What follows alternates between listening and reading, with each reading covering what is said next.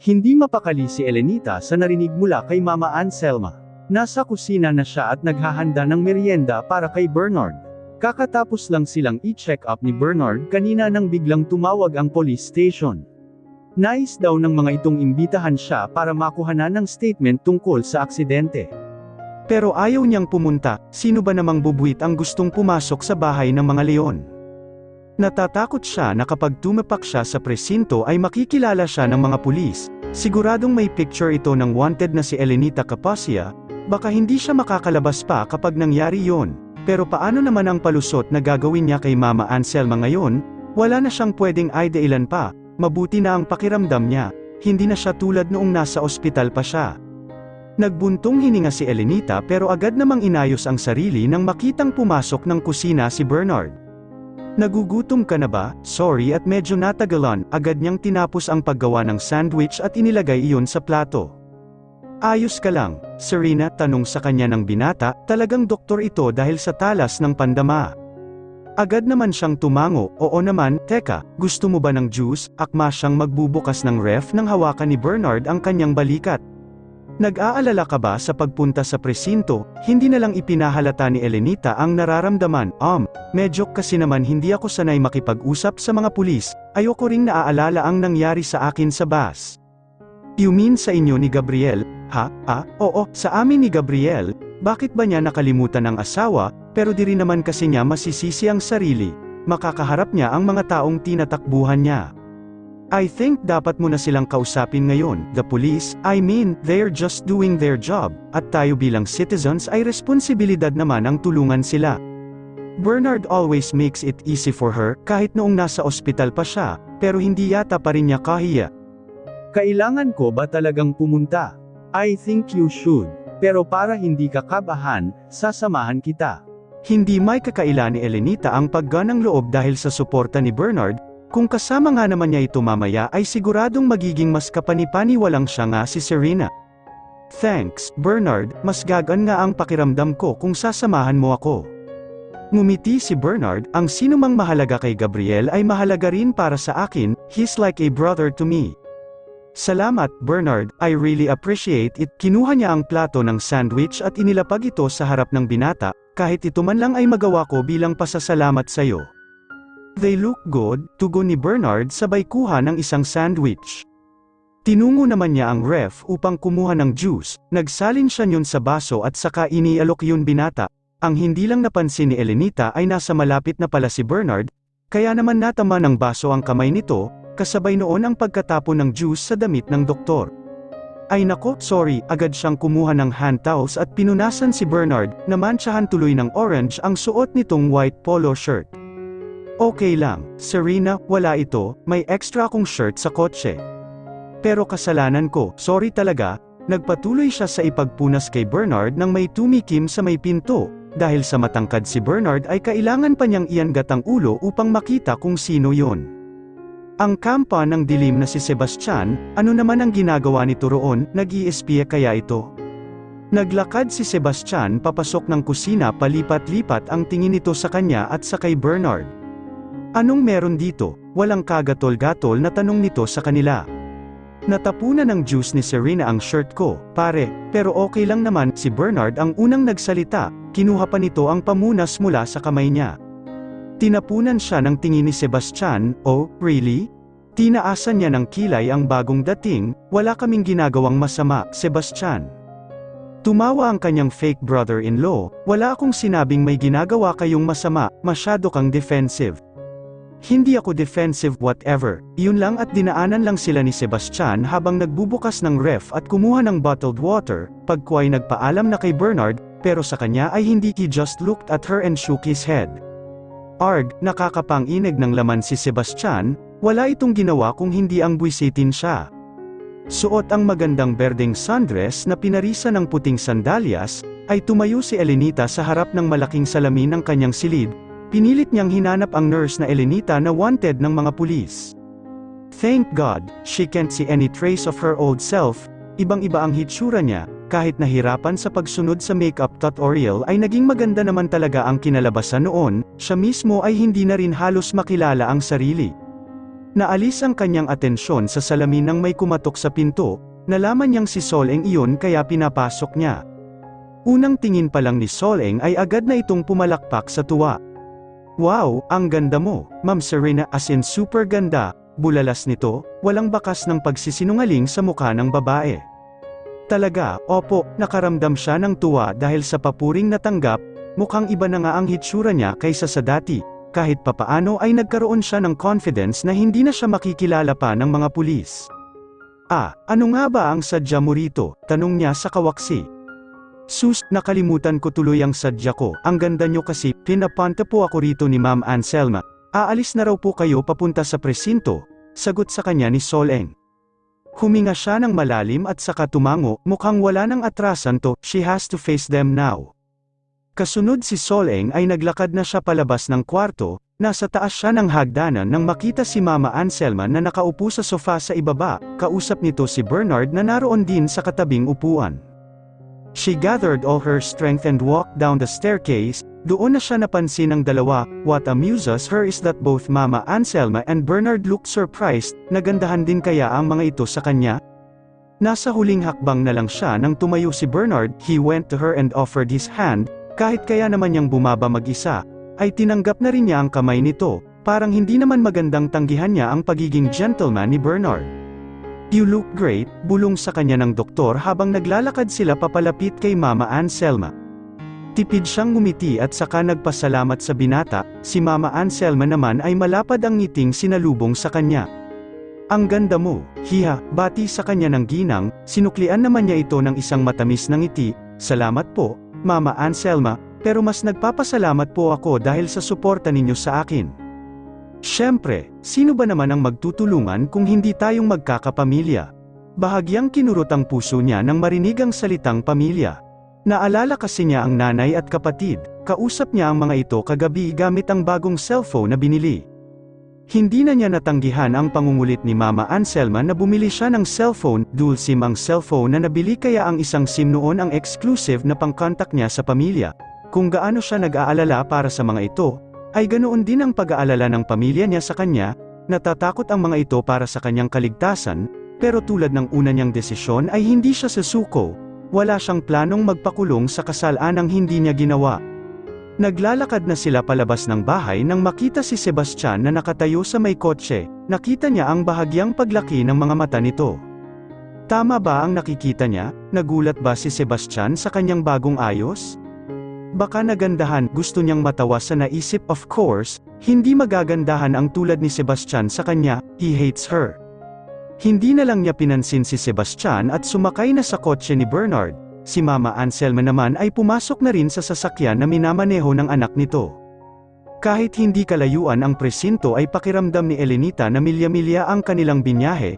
Nagdasal siya ng taimtim hanggang sa maramdamang tumigil na ang kotse at nasa harap na sila ng presinto.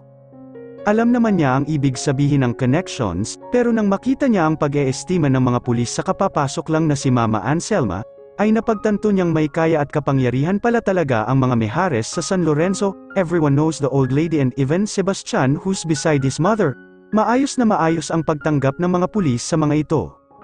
She, on the other hand, is trying to hide her anxiety. Ngumiti siya kahit pa nangangatog ang mga tuhod. Mabuti na lang at katabi niya si Mama Anselma at Bernard, kahit papaano ay nababawasan ang kaba niya. Tinatanong siya ng mga pulis ng mga tungkol sa biyahe, at para naman maging safe siya ay sinabi na lang niya na tulog siya noong mga oras na yon, na wala siyang maalala kung paano nangyari ang aksidente. Ang sabi ng mga pulis ay may mga posibilidad na sinadya ang pagkakaaksidente ng bus, kaya nila pilit tinatanong ang bawat pasahero. Sandaling napalitan ng takot sa puso niya ng awa, kung totoo mang sadya ang pagkakaaksidente nila, ay marami palang nadamay dahil lang sa galit ng ibang tao. Hindi niya lubos maisip na may mga taong sinasadyang manakit ng iba para lang sa pansariling hangarin. Kinausap pa siya ng investigador na si Inspector Hernandez, pero wala na rin itong halos mapiga sa kanya. She kept insisting that she's asleep, kaya naman hindi na rin nagtagal ang pagtatanong. "Condolence po ulit sa inyo, Mrs. Mijares," bati sa kanya ni Inspector pagkatapos ng interview. Inilahad nito ang kamay na tinanggap naman niya. Salamat po, natutuwa po akong ligtas kayo at mukhang unti-unting nakakabangon na sa trahedyang nangyari, dagdag pa nito. Kahit mabuti ang intensyon ng pulis sa pagsabi noon ay sandali siyang napaisip, hindi kaya masyado siyang nagpaganda, at hindi na mukhang nagluluksa, kaya nito nasabing nakakabangon na siya, is she not an image of a mourning widow? Naputol ang kanyang pag-iisip nang marinig niyang magsalita si Sebastian, OMG, ni hindi niya alam na nasa malapit lang pala ito. Hindi niyo lang alam, Inspector, umiiyak pa rin ang asawa ng kapatid ko, napakauliran kasing asawa nitong si Serena, sobrang bait. Hindi siya nagpakasal dahil may pera ang kapatid ko, talagang nagmamahalan sila.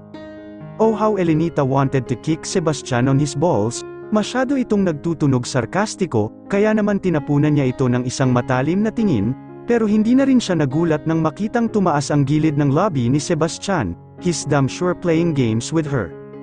Pero hindi na lang niya pinansin si Sebastian, at nilasap na lang ang tagumpay na hindi siya nakilala ng mga pulis, dahil ilang sandali pa ay malaya siyang naglalakad palabas ng presinto. Nang marating nila ang kotse ay naramdaman niyang hinawakan siya ni Mama Anselma sa kamay, okay ka lang ba? Ngumiti siya at tumango, okay lang po ako, mabuti. Alam ko nasasaktan ka pa rin sa pagkawala ni Gabriel. Hindi ko alam ang tungkol sa sinabi ni Sebastian, kaya naman gusto kong malaman mong nandito lang kami at umaalalay. Hindi pa man natin tuluyang natatanggap ang nangyari, pero ang buhay ay masyadong maikli para laging umiyak. Maski si Gabriel ay ayaw nang makitang nagpapakalunod tayo sa kalungkutan, napakasarap pakinggan ng mga sinabi ni Mama Anselma. She's feeling guilty again. Kaya hindi na makasagot si Elenita maliban na lang sa isang pasasalamat. So let's go home, tanong sa kanya ni Mama Anselma, itinuro pa nito ang kotse na kung saan nakaupo na si Sebastian at handa nang magmaneho. Kay Bernard na lang po ako sasabay, sagot niya sa ginang. Nakita naman niyang umiiling at sarkastikong ngumiti si Sebastian. Grabe na talaga ito, pero hiya, hindi ba't may trabaho pa si Bernard sa ospital, nakakahiya naman kung sa kanya ka pa magpapahatid, dito ka na lang sa kotse sumakay pa uwi. Suhestyon ni Mama Anselma na kahit saang anggulo ay tama talaga. Kaya naman nilingon niya si Bernard at saka nagpaalam rito, sumang-ayon naman si Bernard at ngumiti pa ng matamis sa kanya. Ilang sandali pa ay nasa kalsada na sila, at magkatabi sila ni Mama Anselma sa backseat habang si Sebastian ay nagmamaneho. Alam mo hiya, tutal ay wala ka namang ginagawa masyado sa bahay, naisip kong bakit hindi ka pumunta sa farm para makita mo naman ang mga alaga namin doon. Agad siyang nagka-interes sa sinabi ng ginang, isang farm, masarap sigurado ang hangin doon, agad siyang nakaramdam ng excitement. Sige po, Mama, kailan po tayo aalis? Agad niyang tanong sa ginang. Nako, hindi ako ang kasama mo. Napatingin sa rearview mirror kung saan eksaktong nakatingin din pala sa kanya si Sebastian. There was no surprise in his eyes, all she could see is a wicked smile, agad siyang kinutuban. Ho, pero bakit hindi kayo sasama? Nako, hiha, ayos lang ako sa bahay, masyadong mahaba ang biyahe kaya ayokong nagpupunta na masyado roon. Ganoon po ba? Kung ganoon po ay saka na lang po ako pupunta kapag pupunta na rin po kayo. Abay, hindi na kailangang hintayin pa kung kailan ako pupunta roon, may sasama naman sayo sa farm. Parang alam na niya kung sino ang tinutukoy ni Mama Anselma. Sino po? Ako, walang kagatol-gatol na sabi ni Sebastian, nakatingin muli ito mula sa rearview mirror, still wearing his wicked smile. Sabi na nga ba, wala namang gagawa niyon kung hindi si Sebastian lang. Serena, iyak kung si Sebastian ang sasama sa iyo, sa kanya mismo galing ang ideyang ipasyal ka roon, he can tour you around the farm, he's the best person na magaguide sa iyo dahil siya naman na ang namamahala doon. Huwag na po muna siguro, tinatanggihan mo ba si Mama, Serena, si Sebastian yon na mukhang pinapalabas pa na sumusuway siya. Hindi naman sa ganoon, pero, sige na, Serena, sumama ka na kay Sebastian next week, he'll take care of you, malambing na sabi ni Mama Anselma. Muli siyang napasilip sa rearview mirror, there was Sebastian again, looking at her, smirking.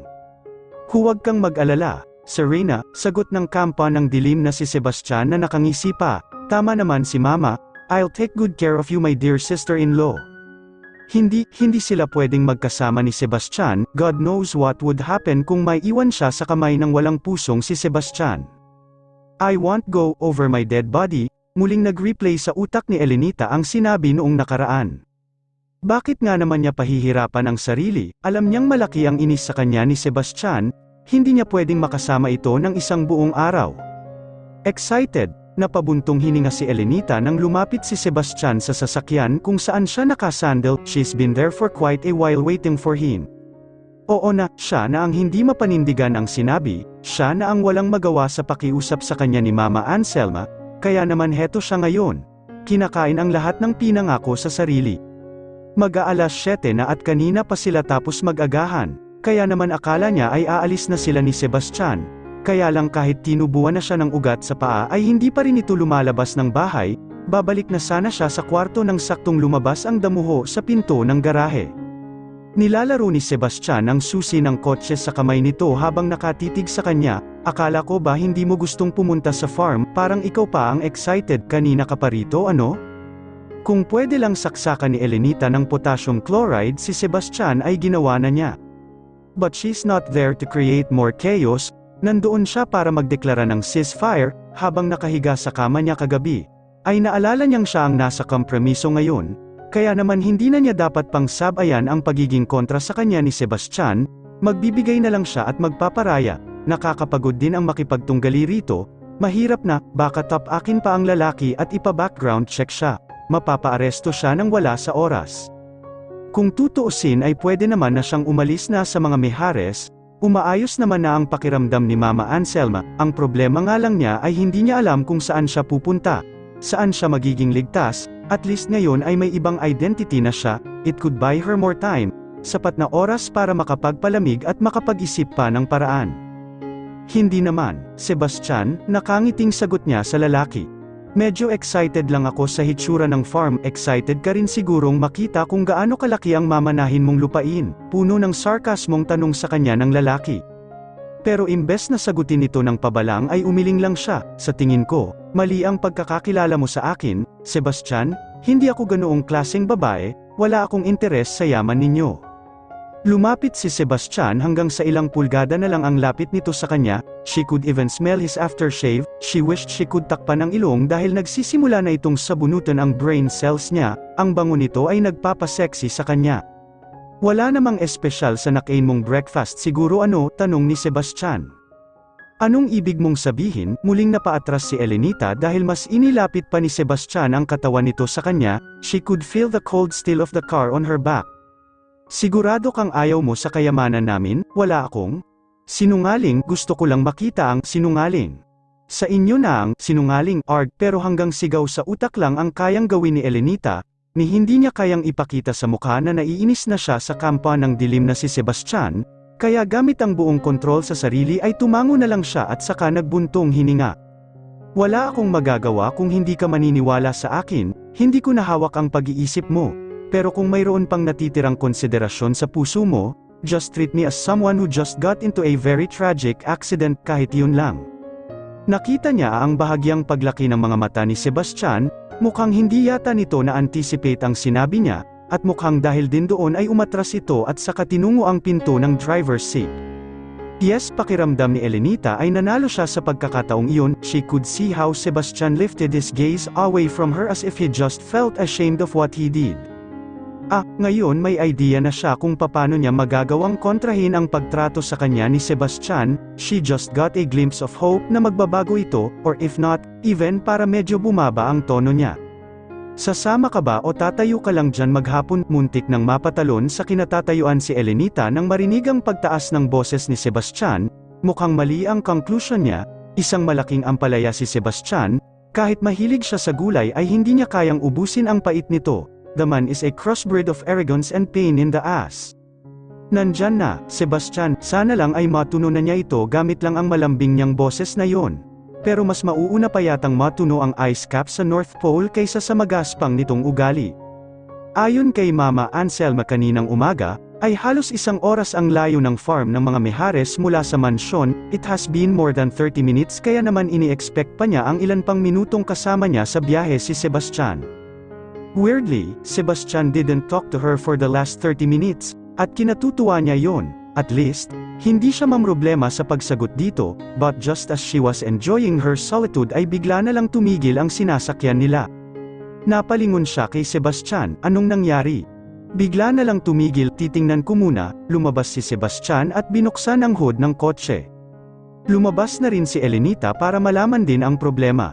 I think ang starter ang may sira, anes ni Sebastian habang nakatingin sa loob ng hood. Wala siyang alam tungkol sa mga kotse at lalong-lalong hindi siya nagda-drive kaya wala siyang maitulong sa problema nila ngayon. Napatingin siya sa paligid, halos walang bahay sa parteng iyon ng daan, ang tanging nakikita niya ay ang mga kahoy at halaman, pero may naririnig siyang lagaslas ng tubig, malamang ay malapit lang roon ang isang ilog. Ibinalik niya ang atensyon kay Sebastian, kaya mo bang ayusin to? Hindi, pero pwede pa rin tayong makaalis dito. Mabuti naman, magpapasundo ba tayo? Tumaas ang gilid ng lobby ni Sebastian, hindi? Ha, so paano tayo aalis dito? Magtutulak ka ng kotse. Pakiramdam ni Elenita ay tinakasan ng dugo ang mukha niya. Ano, magtutulak ako ng kotse? Bakit, marunong ka bang magmaneho? Napalunok siya. Hindi, edi ako ang magmamaneho habang itutulak mo ang kotse. Seryoso ka ba? Babae ako, marunong ka bang magmaneho? Di ba't hindi? Kaya, go, sabi nito sabay nguso pa sa likod na bahagi ng kotse. Napatingin si Elenita sa suot, naka-sandals nga siya pero nakasuot naman siya ng mahabang palda at sleeveless blouse, wala sa hitsura niya ang magtutulak ng kotse. Isinara ni Sebastian ang hood at bumalik sa driver's seat. Ano na, Serena, asek nito sa kanya dahil hindi pa rin kasi siya nagpupunta sa likuran ng kotse. Arg, sana lang talaga ay totoong may sira ang kotse, dahil kung ginagawa lang ito ni Sebastian para pahirapan siya, ay baka hindi na niya ito matiis. Oo na, magtutulak na, pumwesto si Elenita sa likod ng kotse at sinubukang itulak yon gamit ang buong lakas, pero halos hindi niya mapagalaw ang sasakyan. Tulak pa, utos ni Sebastian sa kanya kaya naman mas pinag-igihan pa niya ang ginagawa, pero malas talaga, sobrang bigat ng kotse, hindi niya kaya. Nagsisimula ng lumawit ang kanyang dila nang biglang may humantong sasakyan sa kanyang likod, napatigil siya sa ginagawa at nakitang may dalawang lalaking lumabas mula roon, mukhang kaedad lang niya ang mga ito na nasa mid-20s, and to be fair, hindi rin masama ang hitsura ng mga ito. Kailangan mo ng tulong, miss, tanong sa kanya ng lalaking nakaputi ng t-shirt. Yes, sa wakas ay mukhang matatapos na ang kalbaryo ni Elenita. Oo, salamat sa offer ninyo. Walang dalawang isip na sabi niya, tumirik ang kotse at kailangan ng itulak. Agad pamwesto ang dalawang lalaki sa likod ng kotse at saka nagtulak. Tiningnan naman niya si Sebastian na sinusubukang paandarin ang kotse, mga ilang metro lang ang pagtutulak ng dalawang lalaki ay umandar na ang sasakyan. Success, pagkasabi ay nilapitan niya ang dalawa. Salamat talaga, kung hindi dahil sa inyo ay stranded kami dito. Ngumiti ang dalawang lalaki at akmang makikipag-shake hands sa kanya, pero ganoon na lang ang pagkabigla niya nang akbayan siya ni Sebastian. Ni hindi niya napansing lumabas ito ng kotse. Salamat mga pare, anes ni Sebastian sa mga lalaki. Gusto niyang alisin ang pagkakaakbay ni Sebastian pero mahigpit ang hawak nito sa kanya. Nakita niya ang pag-iling ng isa sa mga lalaki. Wala iyon, pare, pero next time naman, sana huwag mo nang pagtulakin ng kotse ang girlfriend mo. Girlfriend, ganoon ba ang dating nilang dalawa sa mga ito? Agad siyang umiling. Hindi kami sure pare, ngayon lang naman to kasi hindi pa siya marunong mag-drive. Idinikit nito ang mukha sa kanya. Hindi bale, matututo din siyang mag-drive, hindi ba, love? Kanina girlfriend, ngayon naman love, seryoso ba siya? Gusto niyang sikuhin si Sebastian pero hindi niya kayang gawin, kaya isang ngiti lang ang sinukli niya rito. Muli siyang hinarap ng mga tumulong sa kanya at saka nagpaalam na ang mga ito. Mabilis ang mga itong sumakay sa kotse at saka umalis. Bumalik naman si Sebastian sa umaandar na kotse, walang patumpik-tumpik na sinundan niya ito, umupo siya sa may passenger seat. Bakit mo sinabing girlfriend mo ako? Asek niya rito. Ano ang malaking bagay, kamukha ko naman si Gabriel. Hindi pa rin tama, sumeryoso si Sebastian, I'm just save your pretty ass, okay? Saving me, seryoso, bakit kung sasabihin kong sister-in-law kita? Siguradong mag-iisip lang sila ng masama sa atin, ang biyudang babae ay kasama ang bayaw niya sa isang remote na lugar, ano na lang ang iisip nila, may affair tayo. Ang dumi ng isip mo, grabe, ano naman kung sabihin mo ang totoo? Did you see how those two look at you? Hindi ko nakikita kasi hindi ako nag-iisip ng masama sa kapwa ko. You're just playing naive, kamamatay lang ng kapatid ko ay okay na sa iyong makipag-flirt sa iba? Nanlaki ang kanyang mga mata, "What the hell, me flirting? Seryoso ka? At bakit hindi nakita ko kung paano mo siniseduce si Bernard? Hindi ako magtataka kung gagawin mo yun sa ibang lalaki. I won't even question kung pati ako ay nasa listahan mo." Doon na uminit ang ulo niya, her hand flew right to his cheek. Hindi ako ganoong klaseng babae. Sa inis ay lumabas ng kotse si Elenita. Sumunod naman sa kanya si Sebastian, at dahil ayaw niyang maabutan nito ay binilisan niya ang lakad. Her feet are trembling and it caused her to trip, namalaya na lang niyang nasa lupa na siya at nakaupo. Serena agad siyang dinaluhan ni Sebastian pero itinulak niya ito palayo, kaya ko ang sarili ko, sinubukan niyang tumayo pero mukhang napilayan nga talaga siya. Bakit ngayon pa, sinubukan niya sana ulit nang maramdaman ang dalawang braso ni Sebastian na bumubuhat sa kanya, and in an instant, she felt herself floating, at dahil naiinis siya kay Sebastian ay sinubukan niyang magpumiglas, pero imbes na ibaba siya ay mas lalo pa siyang hinawakang mabuti ng lalaki. "I won't leave you here kahit yan pa ang gusto mo. Kung hindi mo ako ininsulto, hindi ito mangyayari. If you just act properly and quit seducing men, hindi ito mangyayari. Hindi ako nanliligaw ng sinuman, kung ganoon ay huwag kang lalapit sa ibang mga lalaki. Ano bang pinagsasabi mo? Alangan namang iwasan ko ang lahat ng mga lalaki. Then do it, I hate seeing you near them." Lalong-lalo na sa doktor na yun, natigagal siya sa narinig mula kay Sebastian, ayaw nitong lumapit siya sa iba.